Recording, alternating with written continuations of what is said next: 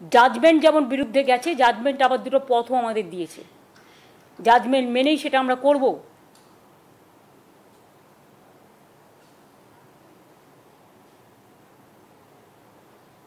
কিন্তু সাথে সাথে একথাও বলবো,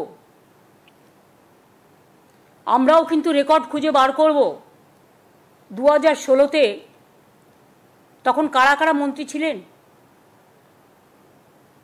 এবং কোনো একটা জেলা তো আমি জানি কিসের বিনিময়ে চাকরি হয়েছে, আমি খুঁজে দেখব। যদি কারো জানা থাকে তথ্য প্লিজ আমাকে দেবেন, আমার কাজে লাগবে। কারণ কাউকে তো ইন্ডিভিজুয়াল দোষী করা হয়নি, কারণ আমাদের কাছে কোনো রেকর্ড নেই। যদি কারো কাছে কোনো রেকর্ড থাকে প্লিজ দয়া করে আমাদের দেবেন, এতে আমাদের সাহায্য হবে।